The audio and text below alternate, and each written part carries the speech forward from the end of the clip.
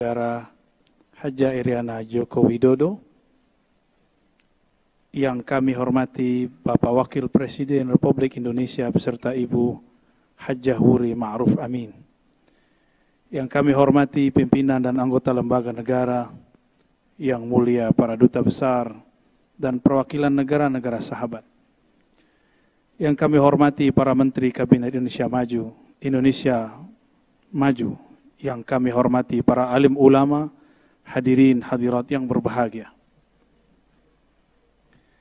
Alhamdulillahirabbil alamin alladzi bi'izzatihi wa jalalihi asra 'abdahu laila. Asyhadu an la ilaha illallah wa asyhadu anna Muhammadan 'abduhu wa rasuluh. Allahumma salli wa sallim wa barik ala nabiyyina Muhammad. Segala puji milik Allah Subhanahu wa ta'ala.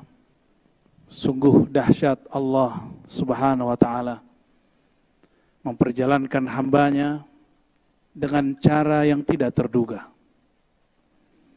Itulah hadiahnya kepada sang kekasih baginda Nabi Muhammad sallallahu alaihi wasallam.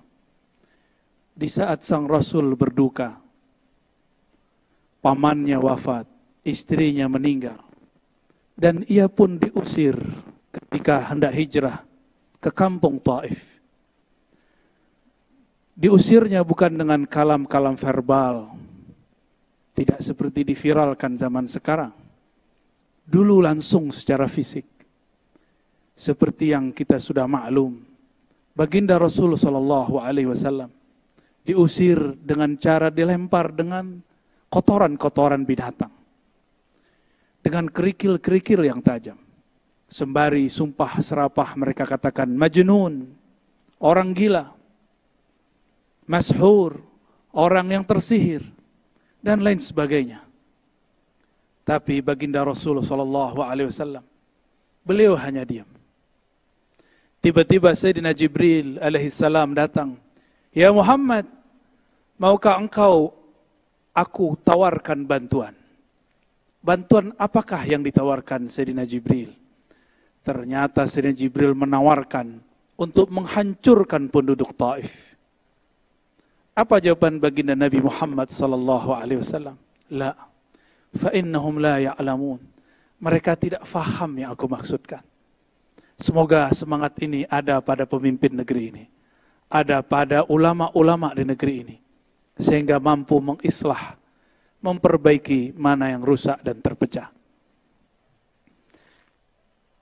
Sallallahu alaihi wasallam, meskipun beliau secara umur biologis hanya 63 tahun, tapi secara keruhanian lebih tua daripada Sayyidina Adam, lebih tua daripada Sayyidina Nuh.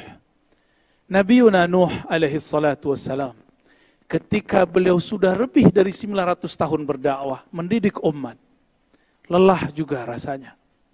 Akhirnya beliau mengatakan, ya Allah, jika engkau membiarkan generasi mereka hidup, maka generasi setelahnya akan lebih kufur dari kelompok ini, dari generasi ini. Maka hancurkan saja ya Allah. Inilah ujian Sayyidina Nuh yang membuat beliau tidak lebih mulia dari Sayyidina Nabi SAW. Bayangkan, sudah setua itu, tapi kalah dewasa, kalah salamatus sadr dengan baginda Nabi Muhammad yang hanya berumur 63 tahun. Sallallahu alaihi wasallam. Bapak Wakil Presiden dan hadirin yang kami hormati. Kalau boleh saya jujur, saya ini dulu tidak memilih Bapak Presiden, Wakil Presiden. Ya. Saya memilih mencoblos yang sekarang sudah jadi menteri. Ketika berita di mana-mana menyebutkan yang saya coblos mau jadi menteri, dalam hati merenung dalam, antara kesal tapi juga bertanya-tanya, apakah hati dia lebih bening daripada hati saya yang kata orang saya di Ustadz dan Buya? Apakah hati dia lebih salamah, lebih terbebas dari dendam dan kesal daripada saya yang katanya memimpin tarekat dan zikir? Ternyata disitulah jawabannya. Nabi SAW berdoa, Allahumma inni as'aluka salamatas sadr. Ya Allah, aku memohon kepadamu salamah, terbebasnya kebencian-kebencian dan dendam, kekesalan dari dalam dada. Ditambah lagi di semua kitab-kitab Ahlus Sunnah yang menjadi panutan mayoritas umat Islam di Indonesia. Di situ ada kalimat kewajiban mendoakan para pemimpin. Wa in jara, meskipun dikabarkan dia zalim, meskipun dikabarkan tidak disukai, maka wajib mendoakannya. Ditambah lagi Imam Sya'rani mengatakan dalam kitab Al-Bahrul Mawrud, ma ra'aitu ahadan minas sufiyah anqara alal umara illa qalilan.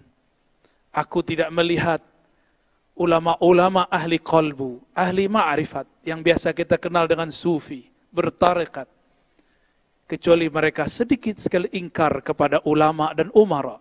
Justru mereka mendoakannya dari dalam hatinya, dalam khalwatnya, dalam kesendiriannya.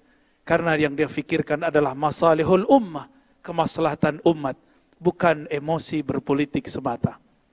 Semoga pemimpin-pemimpin negeri ini diberikan salamatus sadar. Terima kasih sudah merawat negeri ini. Semoga Allah membersamai pemimpin kita, ulama-ulama kita. Amin ya rabbal alamin. Bapak Wakil Presiden dan hadirin yang kami hormati, kisah Isra Mi'raj sudah banyak diceritakan. Tapi karena memori manusia pendek, apa salahnya kita mengulang sedikit. Namun kami mengambil menarik jauh-jauh ke masa sebelum Nabi Yuna Adam dicipta. Dulu sebelum bangsa Adam, Bani Adam dicipta, sudah ada satu klan yang disebut klan api, Banu Lijan. Kelompok Banu Lijan ini sebagaimana disebutkan dalam Al-Bidayah wa Nihayah Imam Ibnu Katsir, adalah kelompok yang merusak di muka bumi. Akhirnya Allah mengkiamatkan kiamat pertama untuk mereka dengan menurunkan meteor, menghabisi mereka. Bangsa api dihabisi dengan batu api. Jadi cerita ini bukanlah dongengan Darwin, cuma sayangnya Darwin agak cocok logi. Tapi di saat itu terjadi, Allah berkalam kepada Sayyidina Jibril. Ya Jibril, itu ada putranya Raja Jan. Ambillah dia, didiklah dia, ajak dia mi'raj ke langit-langitku. Sampai Allah kemudian izinkan dia mempelajari semua zikir-zikir malaikat-malaikat di langit, alam malakut, alam jabarut, bahkan sampai kepada alam surga.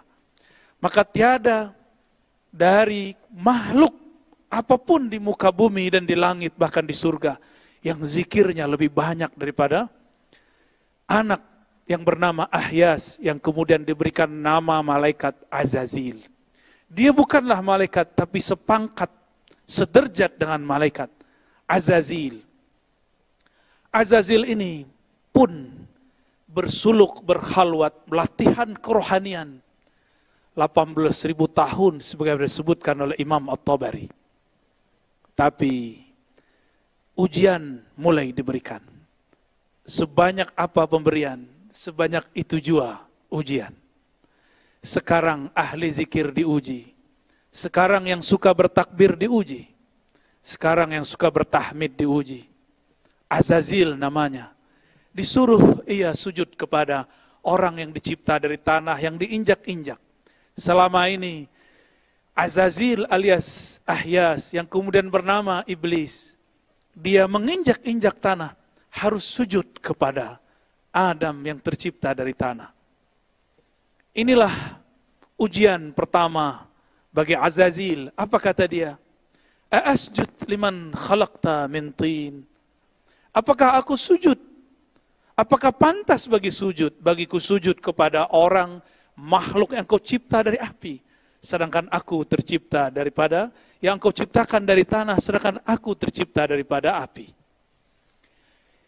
Azazil mulai rasis. Azazil mulai mempermasalahkan suku. Saya suku api, saya lebih mulia daripada suku tanah. Hati-hati, Kadang-kadang orang beragama sudah soleh, sudah lama baca kitab, sudah lama berzikir. Seperti Azazil, 18.000 bersuluk di alam Jabarut, alam Malakut sampai ke surga sana. Tapi ternyata dia terjebak dan mengatakan, aku seorang Adam. Lebih baik dari zikirnya. Bahkan lebih baik daripada semuanya. Ternyata ketika kita urai, dan ini jarang diurai oleh ahli tafsir. Ketika Allah menawarkan, mengabarkan, inni ja'ilun fil ardi khalifah. Aku akan menciptakan, menjadikan seorang khalifah di muka bumi. Ternyata ada dua kelompok malaikat yang berkomentar. Ini dipisah dengan lafaz wow. Yang pertama mengatakan, ya Rabb, apakah engkau mencipta perusak dan pembunuh di muka bumi? Inilah malaikat-malaikat cahaya. Lain dengan malaikat api. Dia mengatakan, wanah kawanukot disulak. Kami zikirnya lebih banyak. Yang berbicara ini adalah Azazil. Yang saat itu dengan malaikat-malaikat. Bapak Wakil Presiden, hadirin yang kami hormati. Barangkali inilah ujian umat Islam di negeri ini. Tidak ada negeri dimanapun umat Islamnya lebih banyak dari negeri ini. Maka negeri ini pun paling soleh. Paling banyak baca yasinnya. Paling banyak baca tahlilnya. Jika diuji dengan kalam-kalam yang tidak berkenan, apakah akan nanti mengatakan hal yang sama dengan Azazil dahulu kala? Inilah pendek ceritanya, akhirnya Azazil diusir. Diusir dari surga, dan Allah mengatakan, apakah kamu minal alin? Apakah kamu bangsa yang sangat tinggi? Dengan itulah bergantilah Azazil dari nama mulia Azazil sebagai khazinul jannah, penjaga surga, menjadi iblis yang dijauhkan dari jalan kebenaran. Lain ceritanya dengan Nabi Muhammad SAW. Beliau sebelum diangkat ke langit, dimasukkan ke surganya, Allah membersihkan jantungnya, dadanya 2 kali. Tidak ada ini dalam sejarah Azazil. Allah bersihkan kolbu Nabi ketika dia berumur 7 tahun. Allah bersihkan kembali ketika hendak naik pada malam itu, malam 27 Rajab. Barangkali inilah saatnya kita mengambil pelajaran. Inilah perbedaan abadi antara mi'raj ruhaninya iblis dengan mi'raj ruhaninya Nabiullah Muhammad sallallahu alaihi wasallam. Apakah itu? Azazil spiritualnya dinaikkan tapi belum dibersihkan jiwanya. Sedangkan Nabi Muhammad sallallahu alaihi wasallam sebelum dinaikkan, nafsiyahnya, keegoannya dibersihkan. Maka bertambah pengalamannya, bertambah kekayaan rohaninya, tidak bertambah sombongnya. Maka jika hendak memajukan negeri ini, jika hendak ingin meningkatkan negeri ini, mari kita bersihkan kolbu ini dari semua kebencian. Mulai malam ini, tidurlah dalam cinta. Cinta Allah subhanahu wa ta'ala. Bukankah Allah sering menyindir kita dengan bismillahnya, bismillahirrahmanirrahim. Kalau orang dulu menyebut, kok Allah cerewet sekali, kok diulang-ulang kata Rahman dan kata Rahim. Tiada lain, tiada bukan, supaya kita mengambil pelajaran dari sana. Inilah yang dikatakan oleh Nabi SAW sebagai hadis penutup yang kami baca pada malam ini. Diriwayatkan oleh Imam Al-Hakim At-Tirmidzi. Apa kata Nabi SAW? Inna lillahi, sesungguhnya Allah memiliki 100 lebih wa sab'ata asyar, yaitu 117 khuluqan, akhlak atau adab. Ambillah satu saja, dakhaltul jannah, maka engkau akan masuk surga. Maka makhluk-makhluk surgawi yang ada di muka bumi, mereka yang meniru sifat rahmaniyah Allah, sifat rahimiyah Allah. Sedangkan makhluk tubuhnya manusia, di dalamnya adalah iblis, penuh kebencian, penuh kesombongan, walaupun berjubahkan jubah alim ulama, walaupun dia berpakaian pakaian orang soleh, tapi jika di hatinya ada perasaan ana khairum minhu, aku lebih suci, aku lebih baik, aku lebih berhak, maka hati-hati, itulah syayatinul insi, itulah syaitannya manusia. Semoga negeri ini, umaranya, ulamanya, orang-orang yang bertugas di negeri ini dan rakyatnya, Allah bersihkan kolbunya dari kebencian-kebencian dan kesombongan. Semoga Allah memberikan nur mi'rajnya kepada kita semua. Semoga Allah merahmati kami yang berbicara dan kita yang hadir mendengarkan. Wa sallallahu ala sayyidil mursalin, Sayyidina Ahmad, Sayyidina Muhammad, wa ala alihi wal mahdi khalifatihi wa sallim. Assalamualaikum warahmatullahi wabarakatuh.